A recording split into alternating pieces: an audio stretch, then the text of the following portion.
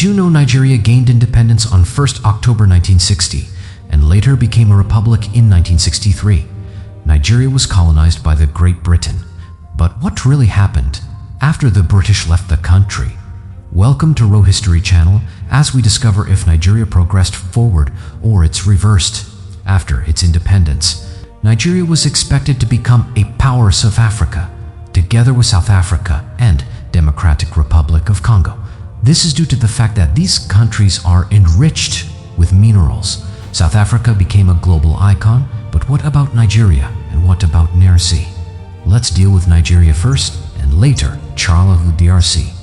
In 1960, when the country became independent, the population was estimated to be 48.3 million.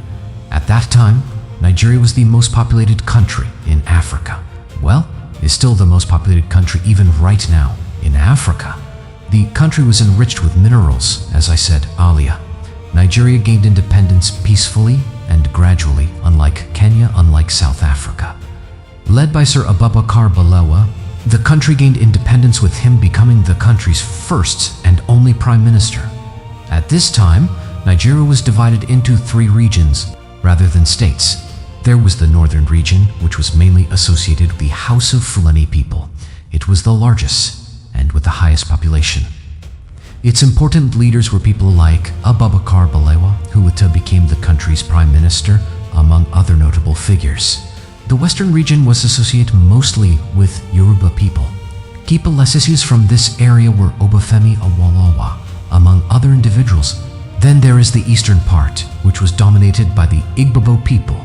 Key politicians from this area were people like Nnamdi Azikiwe, who later became the country's first president.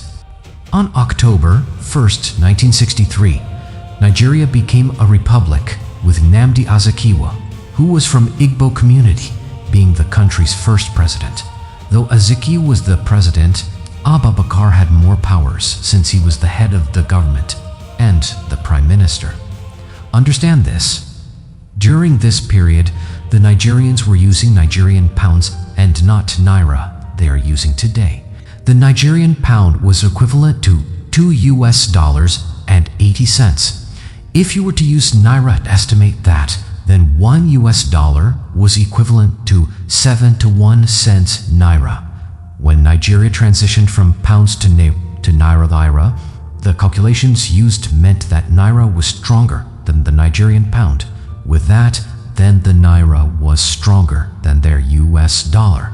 How comes? Now $1 is equivalent to around 1,350 naira after around 66 years. Well, let's find out. Now, here comes the twist of the whole thing. The issue started after the country's independence. The main issue was actually ethnic disputes. And from this, lots of problem or experience. After the independence, there are many ethnic groups in Nigeria, but the biggest 3 were Igbo, Yoruba, and House of Fulani. The House of Fulani occupied the northern part of the country, Yoruba occupied southwest, while Igbo occupied southeast. Though this problem was introduced during the colonial period, it became a challenge after the colonial period. During the pre-colonial period, before the British came, the northern people, who are the House of Fulani, were under Islamic rule and didn't know anything about the Igbo nor the Yoruba communities. During the British time, after they managed to colonize the Nigerians, the British merged of the 3 communities into one republic. Since the House of Fulani and an Islamic rule, the British administrators used indirect rule over them. This meant that the House of Fulani were led by imams who were loyal to the British. However, the southern people were ruled directly, with the British in themselves dictating everything. Due to this different style of ruling, the southern people introduced education and the other things that the British introduced compared to the people in the north who were limited to such. This now became a countrywide issue after the independence. During the struggle towards independence, the southern people were more vocal and aggressive towards the British government as compared to the northern people. After the independence, the British appointed many northern politicians. I'm talking about people from House of Fulani. into the parliament as compared towards the southern people, which I'm talking about Igbo and Yoruba people. Actually, the northern politicians in the parliament were twice more than the southern politicians. To support this act, the northern leaders claimed that they had largest population, as well as the largest land area. On the other side, the southern people are occupying much jobs since they've been a tradition to their formal education, with the northern people being jobless due to their illiteracy. The political class is in cares now, as well as the working class. As this case intensified, here comes a dude by the name Obafemi Awolowo.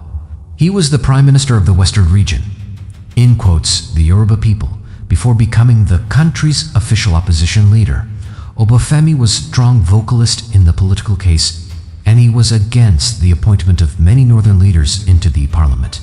Due to this, Obafemi was accused of trying to overthrow the government and later sentenced to prison.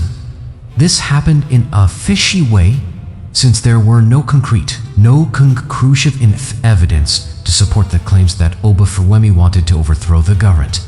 His trial and arrest was viewed controversial and led to many chaos in the Western region. With Obafemi in jail, someone Akintola took over the Prime Minister of the Western region. However, Akintola was resented by the locals. Why? This is because first, Obafemi had a good relation with the locals due to his stand against the northern political class. Secondly, Akintola was an ally of Ahmadu Bello, the Prime Minister of the Northern region, who was the untouchable political person during that era. Reason? He was best friend to Balewa, who was the country's Prime Minister. This actually even intensified the riots, lawlessness, and chaos in the Western region. Then in 1964 came the controversial Noshona-wide elections. The people from the West actually boycotted the places of voting because their known leader was in jail. Who's their known leader? Obafemi Awolowo. Due to this, many contestants who were allies of our law were disqualified and arrested, while those who were loyal to Abubakar or Nnamdi won their seats by a landslide. This increased the ethnic disputes among them. The civilians didn't trust the government officials anymore. The 1965 regional elections caused even further damage to the government's reputation. The Western region became even more hostile, with people launching others with fire. Though the activities became rampant to a point that the government became aware of it, the government brushed the whole thing off. In his speech, Prime Minister Abubakar Balewa said the government wouldn't interfere with the Western region activities. This angered Samuel Akintola and went to meet Ahmadu Bello to discuss the matter, since he wanted the government to send the military against the people of Western region. At the same time, a top security meeting was held in Lagos that consisted of top national leaders of that time. Rumors were Abubakar would be forced to send military against the people of this region. Little did they know, something even worse was about to come. Something that was already planned is just about the right time before it happens.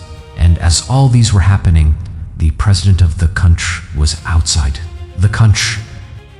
The first coup, which happened in 1966. By the end of 1965, many Nigerians were frustrated by what the political class were doing. As their country was witnessing all this drama, some young officers were planning to overthrow the government. This coup was one of historic in the history of Nigeria, since it led to a series of setbacks in the country. These young officers believed the government officials were corrupt, since they lived lavishly while the rest of the people were in trenches. Also, they believed there was a jihad war being planned in the north, against the people in the west and against the people in the east, and the government was silent about it because most of the members of the parliament, remember, were from northern region, led by Major Chukwuma Nzeogwu. This individual's plan was to attack the cities of both the regions at the same time, remove all the individuals who are in the power, and reclaim that power. To be precise, they were to attack Ibadan, Kaduna, and Lagos, as well as the residences of the government officials, all at the same time. Zango led the first team towards Kaduna State, in the 14th of January, 1966, and they attacked Ahmed Baz residence. At that time, Sambelra was at his home together with his first and senior wife, Hansu Mether. Mujin Zango shot and killed both of them during the attack. This was a shock to their country. Remember, Saddam Bello was among the untouchable individuals in their country at that time. At the same time, when Sabil was being killed in Kaduna State, Major Ifeanyi and his team were attacking Prime Minister Abubakar residence in Lagos. They killed his security personnel and kidnapped him. It's believed the latter tortured him before killing him and dumping his body near the Lagos Abeokuta Road. While Prime Minister was being kidnapped, Samuel Akintola's life was also in danger. In Ibadan State, a team led by Nobaz was the first to attack Akintola's residence. He also didn't survive the ordeal, since the soldiers found him in his house and shot him dead. At Lagos also, another team led by Onofo went and attacked the finance minister residence. Festus Sakatir, the country's first minister, was kidnapped and killed. Many high-rank individuals from the army also died during the operation. Some of them also survived, while others weren't attacked at all, including the Senate President. With all those key individuals dead, Mujin Zango now awaited for the announcement to be made that the military has taken over the country. This announcement was to be done by Major Ademoyaga. However, this didn't happen. Why? Major Ifeanyi had to kill both Prime Minister Babokime and the commander of the military, Johnson Agui Ironsi. However, when they attacked Johnson's residence, they didn't find him since he was outside partying. They didn't kill nor kidnap him. This made Mujin Zango furious and go wild. In haste, he drafted a speech and made an announcement that the area's attacks were under martial law. At the same time, Commander Johnson received two calls, one explaining to him the situation of the coup, and the other about the death of Prime Minister Babakar Balewa. With that information, Commander Johnson acted swiftly. He went to the barracks in Ikoyi and heard the loyal forces start to plan about a counterattack against the coup plotters. He then arrested anyone believed or rumored to have any ties to the coup plotters and had them killed as a warning to Mujin Zango and his team. After that, he requested the president to back his operation, but the president declined his request. This made the commander angry. Since all who were spared were from Igbo people as well as the president, commander suspected even the president had something to do with the coup and decided to do something different.